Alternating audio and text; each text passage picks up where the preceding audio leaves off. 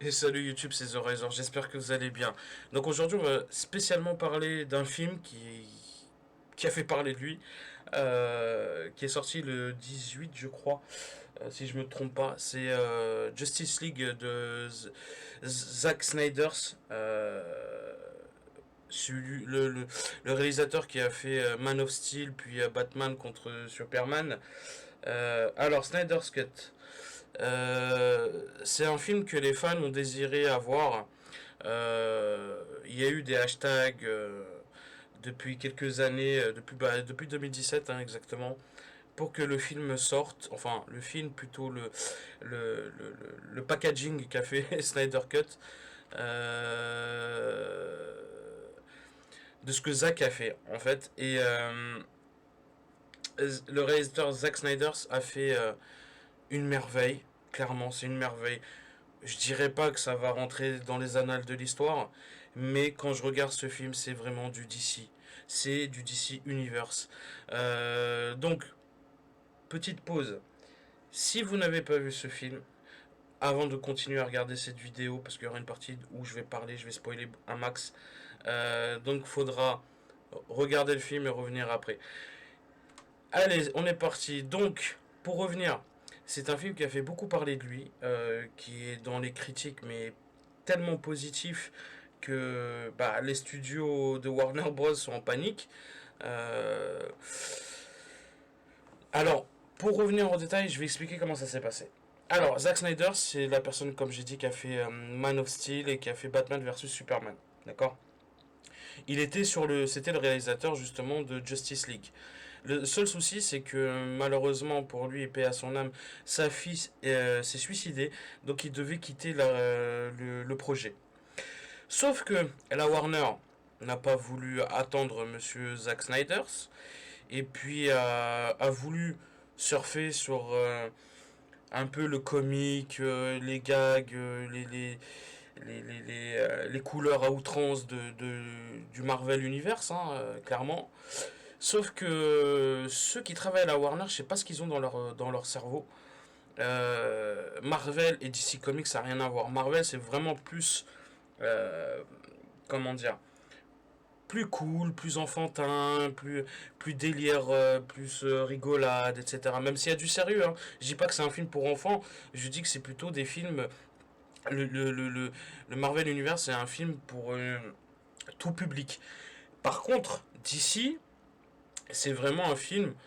Enfin, l'univers de DC, c'est vraiment un film qui est fait, ou des films qui sont faits pour un public averti, un public qui est adulte, on peut dire ça. Hein. Pour en revenir, on va prendre l'exemple tout simple. Dans le Justice League de 2017, de Joss Whedon, je crois, on va prendre de Batman. Batman qui fait des blagues à outrance, etc. etc. Bah, c'est pas du Batman. Clairement pas. Batman fait pas de blagues. Batman, il est là, il vient, il te casse ta gueule. Voilà, il fait pas de blagues. Ils ont trop voulu surfer sur du Marvel. Et le souci, c'est que ça a pas marché. Et c'était vraiment pourri. Clairement, c'était pourri. Donc, comme beaucoup vont le dire, et beaucoup l'ont pensé, on s'est fait littéralement violer par les studios Warner. Pourquoi? Tout simplement parce que cette Snyder Cut, le souci, c'est que la Warner avait ces images-là. La Warner avait déjà tourné ces images-là. Ils avaient déjà tout ce qu'il fallait pour faire un bon film. Clairement. Ils avaient tout pour faire un bon film. Et j'ai pas compris pourquoi. Parce que quand vous allez regarder le film, c'est vrai que la trame narrative, c'est à peu près pareil. Sauf que c'est un film totalement différent du premier qu'on a eu. Même s'il y a des points de similitude. C'est normal parce que Joss Whedon a repris, en fait, clairement, il a repris des passages de Zack Snyder's. Et puis il a colmaté ça avec ce que lui a voulu faire. Et puis voilà, donc le film, moi, je l'ai regardé pendant 4 heures et 2 minutes. J'ai pas eu cette sensation-là depuis que j'ai regardé Les Seigneurs des Anneaux. Clairement, c'est tellement épique, c'est tellement dark, c'est tellement sombre, c'est tellement bien développé. chaque personnage a son arc narratif, et puis chaque personnage est mieux développé que la version de 2017, clairement. Et franchement, moi je dis un grand merci à tous les fans du DC Universe, hein, les fans qui aiment bien l'univers de DC. Je remercie énormément Zack Snyder d'avoir tenu sa promesse et d'avoir fait sortir le packaging qu'il avait fait des 4 heures pour les fans, quoi. C'est-à-dire que les fans ont eu une pression quand même pour que la version originale du film, de ce que devait être le film et de ce que devait être la trilogie, parce qu'à la base ça devait être une trilogie, hein, ça devait être une trilogie qui explique énormément et qui met en évidence l'univers de DC Comics et du DC Universe. Là, le problème, c'est que le premier film a boudé. Hein, il était tellement pourri que la Warner a dit stop, on fera pas de suite, c'est mort, il y aura rien du tout. Euh, enfin, les gens chez la Warner qui travaillent, ils avaient cette pépite dans leurs mains, d'accord, ils avaient cette pépite dans leurs mains, et ils ont quand même pu nous foutre de la merde. C'est incroyable. Maintenant, j'en veux pas à Josh Whedon, j'en veux peut-être à la Warner, parce que la Warner a fait une pression dessus sur peut-être Josh Whedon pour que ce soit plus comique, Marvel, etc. Enfin bref, pour en revenir, donc les critiques sur Zack Snyder's Justice League Cut, c'est que c'est 94, alors je vais vous dire ça exactement, c'est 94% d'avis favorables ou 95 sur que je dise pas de conneries, tac tac tac. Alors voilà, c'est utilisateur de Google, hein. On est à 95% des utilisateurs ont aimé ce film. C'est énorme. Sur Allociné, il est à 4,5 sur 5. Et tu peux t'imaginer. Il n'y a que les critiques un peu journalistiques de merde là. Des faux journalistes qui trouvent des trucs qui servent à rien. Là, on a clairement du DC Universe. Putain de bordel de merde. Pourquoi on s'est fait violer comme ça? Je comprends pas. J'arrive pas à comprendre parce que. euh, ok, 4 heures c'est long, d'accord. On va parler 4 heures c'est long. Mais sur les 4 heures, il faut pas oublier que Zack Snyder en fait avait posé toute la mythologie qu'il fallait pour ce film. Et pour les futurs films. Et pour les films parallèles. Hein, les Aquaman, peut-être les Flash, peut-être Cyborg, et j'en passe, Batman, etc., Wonder Woman. Il a posé la mythologie. Hein. Quand tu regardes ce film, il y a un moment d'histoire, ça m'a fait penser à la bataille des 5 armées dans le Hobbit, où on joue. Enfin, c'est du Seigneur des Anneaux, quoi. C'était épique le bordel. Mais vraiment épique. Donc, moi, personnellement, dans le film, il y a des trucs qui m'ont pas plu, bien sûr. Hein, il y a quelques petits trucs. C'est pas un film à 100% fantastique et énorme, mais c'est juste que c'est ce que les fans attendaient. C'est ce qu'on attendait. C'était un vrai DC. Voilà, c'est un film DC. Il n'y a pas à chipoter là-dessus. Après, tout n'est pas parfait, mais au moins, Zack Snyder savait bien poser les bases du film. Il a posé les bases de la mythologie d'ici. Voilà. Euh, il n'y a plus qu'un méchant, il y en a plusieurs. D'accord. Déjà, on va rentrer partie spoil. Il y a plusieurs méchants. Il y a le méchant de DC, ce qui est normal. Apocalypse, c'est Doom, ils sont tous là. C'est clairement, ça suit quand Superman est mort. Voilà, Superman a été tué par Doom. Superman est mort. Ensuite, on a le méchant principal justement qui est un peu plus. Enfin, maintenant, il est plutôt secondaire. Il est plus. Comment dire.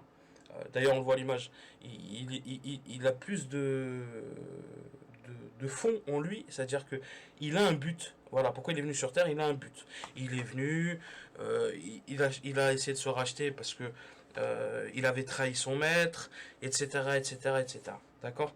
Et il y a le El Famoso. méchant. Je vais pas le donner de nom, mais il y a El Famazo méchant. Et ce méchant-là, c'est le méchant de DC. Je suis désolé, clairement.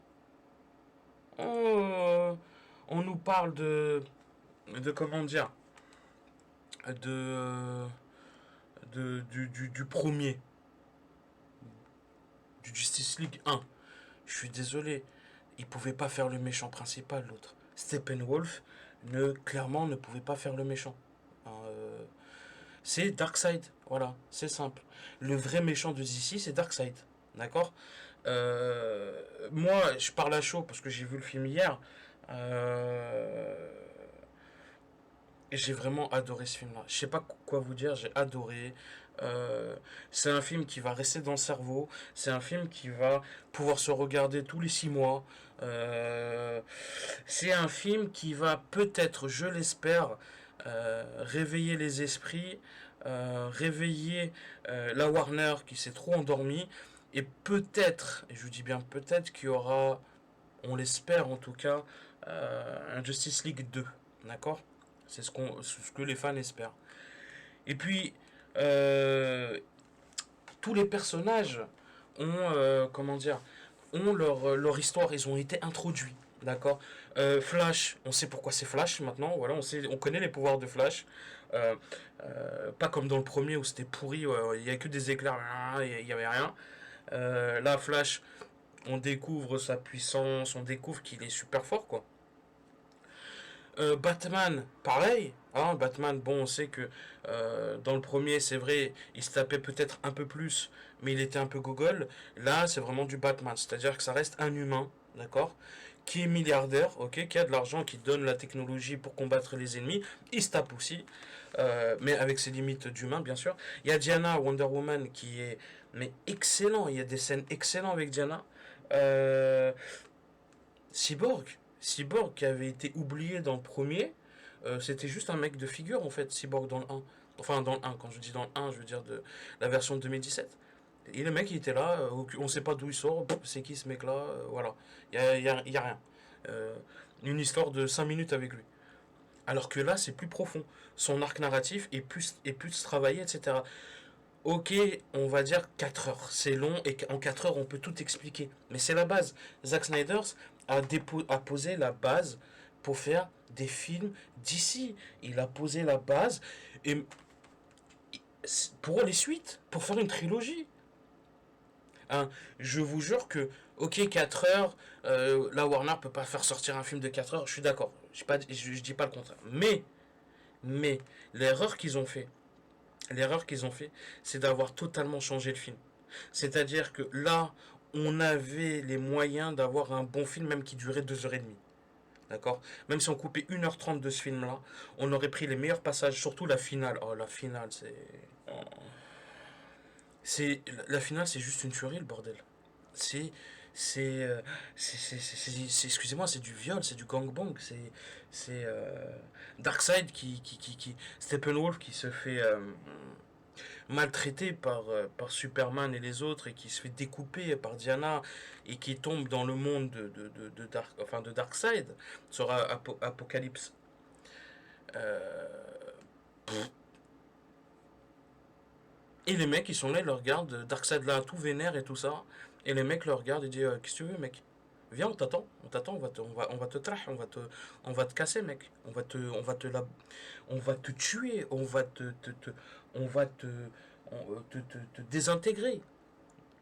On t'attend. Voilà. C'est-à-dire que là, il avait posé les super-héros. C'est un ton, le méchant. Voilà. Point barre. Le film, il a tout.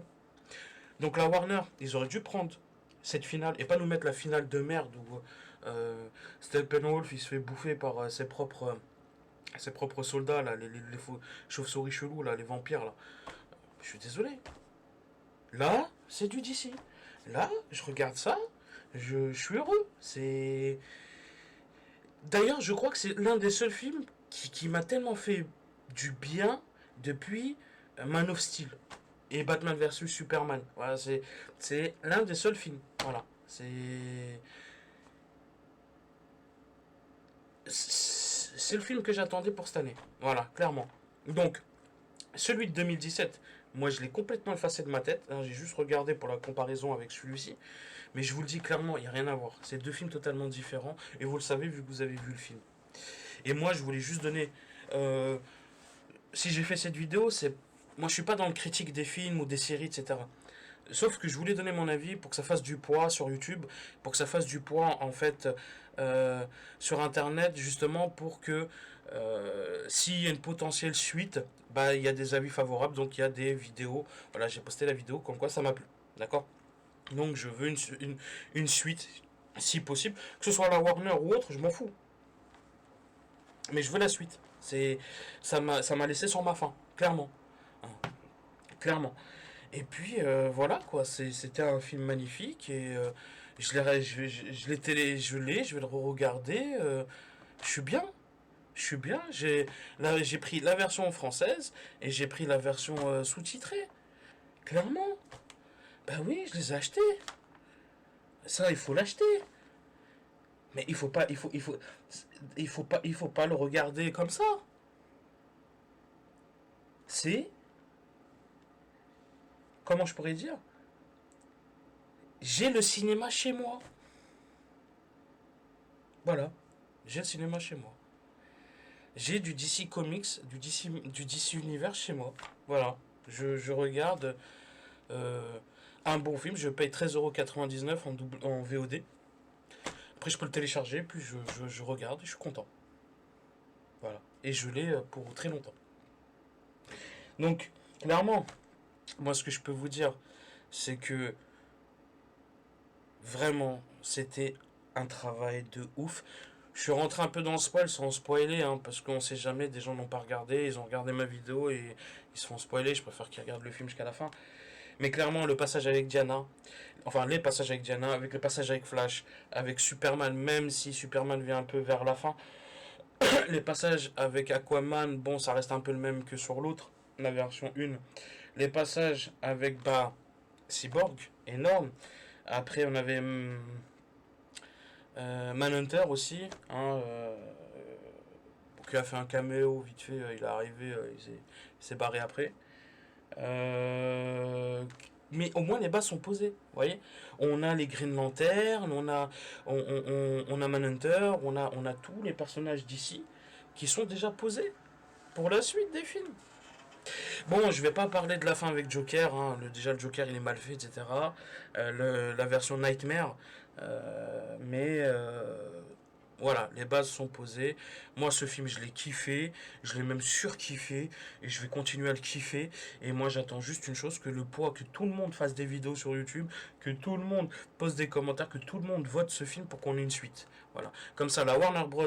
Va en comprendre, et je parle pas seulement de la Warner, je parle de toutes les entreprises, tous les studios qui se foutent de la gueule des fans et qui se foutent de la gueule du monde des, enfin des comics et de tout ça, ils ont leur propre trame. DC, c'est toujours été dark. DC, ça a toujours été un peu plus sérieux que Marvel.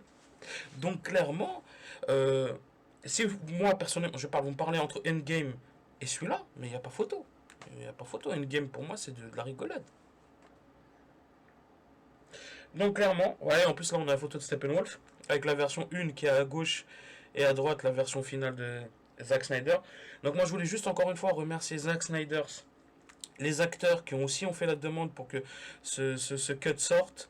Euh, et remercier tous les fans justement qui ont fait cette demande depuis quelques années pour que enfin on puisse voir ce chef-d'œuvre. Hein, parce que pour moi c'est clairement un chef-d'œuvre pour moi. En tout cas voilà c'est un triple A. C'est du, je dirais pas c'est du Seigneur des Anneaux, mais il y a du, voilà ça touche un peu le Seigneur des Anneaux. Il y a un peu de épique dans ça. Donc voilà clairement bon. Très bon film, je vous le conseille. Si vous l'avez déjà vu, bah regardez-le, partagez, likez, faites ce que vous voulez. Clairement, faites ce que vous voulez. Abonnez-vous sur HB12OW. Abonnez-vous à ces chaînes-là, enfin ces plateformes pour pouvoir regarder, etc. Et puis, je crois qu'aussi qu'il sera sur... si je me trompe pas, il sera aussi sur... que je dise pas de bêtises. Sur une autre plateforme, mais je ne sais plus laquelle.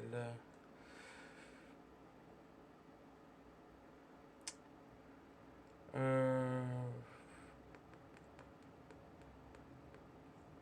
Alors clairement, je sais plus sur laquelle plateforme ils seront.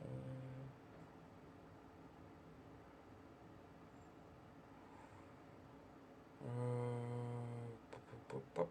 Voilà, vous l'avez sur iTunes, Apple TV, Prime Video, Google Play, YouTube, Orange, Canal VOD et Rakuten TV.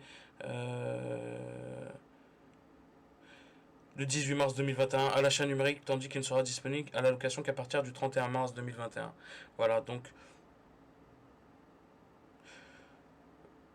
vous avez déjà ces plateformes-là pour regarder, et après je crois qu'il y en a encore deux autres, mais ce sera que au mois d'avril qu'ils ont les droits pour pouvoir diffuser le film. Mais en tout cas, voilà. Sur ce, moi je remercie tout le monde, je remercie ce film, je remercie le réalisateur, je remercie les acteurs, je remercie les fans qui ont bougé, je remercie les youtubeurs, tout le monde qui ont parlé de ce film. Je remercie clairement tout le monde. C'est... J'ai eu un chef-d'œuvre, voilà. Voilà. J'ai été déçu à l'époque par les Star Wars, hein, le 7, le 8 et le 9, enfin plutôt le 8 et le 9. Là, clairement, si on pouvait avoir un cut de Star Wars qui aurait pu être le 8 et le 9, j'aurais kiffé, quoi. C'est un truc de ouf. Mais enfin bref, voilà, bah écoutez, si la vidéo vous a plu, un petit like, un partage, un petit commentaire, puis je vais essayer de répondre, voir si vous êtes d'accord ou pas avec mon avis, l'avis de la majorité des gens qui ont aimé ce film. Et puis moi je vous dis à très vite, je ferai une vidéo sur Senseiya aujourd'hui par rapport à un post. Et je ferai aussi des vidéos sur le paranormal, etc. Alors je sais pas si je vais le faire aujourd'hui ou demain. Mais en tout cas, clairement, voilà, je ferai une vidéo réaction. Bah voilà, je vous remercie à tous. Comme d'habitude, c'était The Riser. Ciao la team.